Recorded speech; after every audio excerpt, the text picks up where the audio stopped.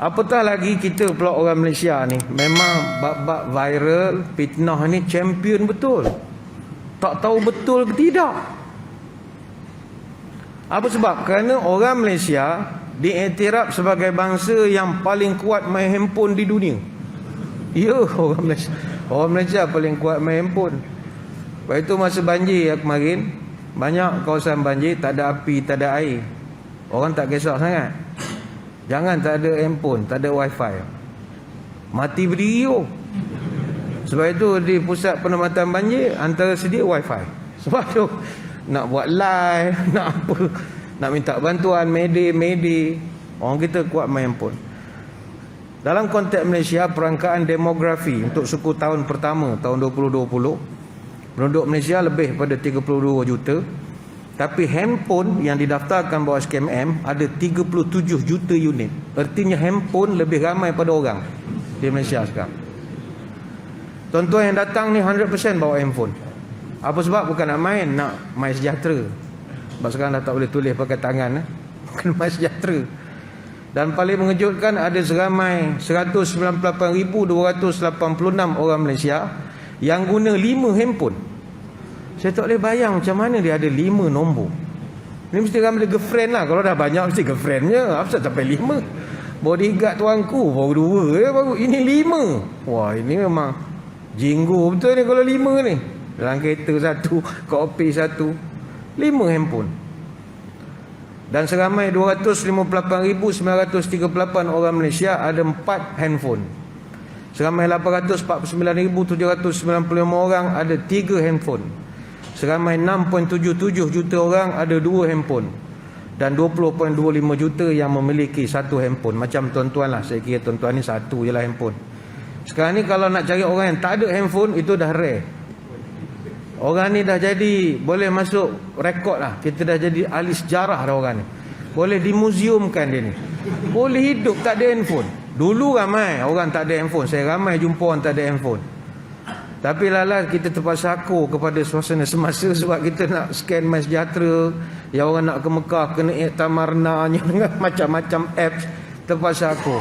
Tapi saya ada juga jumpa orang yang masih lagi guna Nokia 3310. Ada yang masih guna yang telefon-telefon, tak ada WhatsApp ni. Saya tanya kenapa tukar? Saya nak kurangkan membawang, dia kata. Sebab kalau kan handphone zaman dulu skrin kecil, kita boleh type mesej 100 perkataan je. Sekarang kan no limit, scroll 3 kali tarik boleh baca lagi.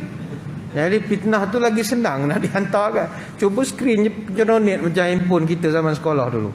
Tak banyak nak cerita, main game ular gitu. Ada satu kajian pernah dibuat pasal orang Malaysia dan juga handphone. Pengguna di Malaysia menghabiskan lebih daripada 12 jam sehari di media sosial. Dan pengguna di Malaysia memeriksa telefon pintar 40 kali sehari. Maknanya macam lebih kurang malaikat Israel jugalah. Dia memandang kita 40 kali sehari. Kita pun memandang handphone tu pun 40 kali sehari. Saya ingat isteri kita pun kita tak pandang 40 kali sehari. Kalah, mana handphone menang lagi. Tu kadang bila blackout masjid, pum, semua orang muka bercahaya, keluar nur. Kata hebat masjid ni, semua tok-tok wali muka ada nur. Rupa cahaya handphone, muka keluar pada muka. Dan purata pengguna di Malaysia, mereka mampu antara paling jauh pun telefon dengan mereka 1 meter. Lebih 1 meter dia tak karuan. Dia kalau boleh nak sentiasa dekat dengan handphone dia. Dan 84% daripada wanita yang pernah dibuat survey menganggap telefon mereka lebih seksi dan lebih baik daripada suami mereka. Ada, telefon tu dah jadi kawan dia. Sebab 82% suami didapati tidak melayani isteri kerana 9 jam bercakap dengan telefon, 27 minit dia bercakap dengan manusia, sama dengan anak atau dengan isteri. Yang lain tengah siapa-siapa dia bercakap. Baik itu tuan-tuan sekalian, sering saya sebut handphone ini dia juga boleh jadi fitnah akhir zaman. Baik itu tak mustahil kalau satu hari esok obsesi melampau manusia kepada handphone akan menyebabkan ulama terpaksa mengeluarkan hukum mengharamkan handphone. Mungkin, tak pelik. Tidaklah mengejutkan kita sebab dia punya kadar kerosakan jauh lebih banyak. WhatsApp apa? Banyak lah. WhatsApp mata tak payah cerita lah. Budak sekolah rendah kan semua pakai spek dah. Kesian tu ya. Sekolah rendah dah pakai spek. Kita 5 pun pakai. Dia sekolah rendah pakai dah. PDPR punya penangan dan bagai-bagai lagi semua dah tak boleh nampak, blackboard tak boleh baca lagi dah. Dari segi ejaan bahasa, WhatsApp pakai handphone ni. Bahasa budak-budak WeChat, bahasa budak-budak buat apa jadi? Dah kan lom gi. Napa? Panjang pula. Napa? Pula emoji tak apa-apa, keluar air mata lah. Tak apa-apa. Napa? Red. Sakit perut, cirit dia jawab. Wah. Tapi bukan muda-muda sajalah, orang pencen pun kalau dia punya mesej la ilaha illallah kadang tak boleh nak baca apa benda. Kadang mak saya pun hantar mesej kata apa benda. Terlampau shortcut pun ada juga. Pakai suara je lah, senang ya. Pakai suara je. Dan saya mencadangkan tuan-tuan, dengan mak kita, dengan isteri, suami, anak-anak ni, mesej dia pakai suara lah, daripada type. Apa sebab? Mudah, selamat kita driving ke apa ke. Satu lagi, itulah kenangan kita. Andai kata dia dah tak ada, suara itu pengganti. Saya pernah jumpa orang kat restoran, orang pencen, makan roti canai. Dia letakkan handphone dia, dengar isteri dia bercakap. Hai, makan apa? Roti canai. Dengar ke dia cakap. Ingatkan dia cakap telefon. Rupa dia main balik mesej WhatsApp. Rupa dia borak, isteri dia dah meninggal. Itu ialah cara dia nak ingat balik. Dia tuan-tuan pakai suara lah daripada menaik tak apa-apa. Pakai suara je. Saya ingat kita berhenti seketika untuk memberi laluan kepada azan isyak. Sebab saya kira kita ambil barakah segala azan isyak. Nanti kita akan sambung balik selepas daripada azan isyak. Jadi tuan-tuan semua jangan ke mana-mana. Kita akan kembali selepas ini. Muslimin muslimat yang dirahmati Allah sekalian, kita kembali di dalam ceramah agama anjuran Masjid Al-Islahiyah Kuang ini. Kita membawakan tajuk fitnah akhir zaman. Berdasarkan peraturan, kita dikendaki menamatkan ceramah ketika azan sudah pun berkumandang. Tetapi boleh diberikan pengecualian sekiranya para jemaah mengizinkan untuk dianjakkan sedikit pelaksanaannya, untuk memberi laluan kepada syarahan, diulaskan sedikit lagi, bukanlah panjang, tidak ya. Jadi terima kasih, kita sambung balik.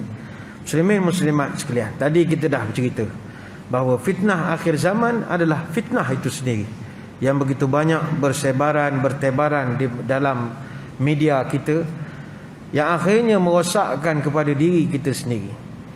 Sebab itu di negara kita sekarang, orang nak nampakkan berita, orang dah tak menengok TV lagi dah. Dulu kita nak menengok berita, tengok TV lah. Kalau ayah kita dulu pukul 8, semua orang diam lah, mana boleh bising-bising. Diam semua, dia nak tengok berita pukul 8. Habis berita pergi masjid, semayang isyak pula. Masa tu ceramah tak banyak masjid. Jadi lepas maghrib balik tengok berita. Habis berita pergi masjid. Lepas tu berita pukul 10, sebab dunia jam 10. Salasiah Zakaria. Nak tengok pun tak boleh bising juga. Asyik tak boleh bising lah kalau duduk rumah. Orang dulu tengok berita. Tapi sekarang 86% orang Malaysia dapat berita menggunakan media sosial. Bayangkanlah, 77% daripada media sosial itu adalah WhatsApp. 41% gunakan Facebook Messenger. Sedangkan tuan-tuan, berita ini perlu dibawa oleh orang yang ada autoriti.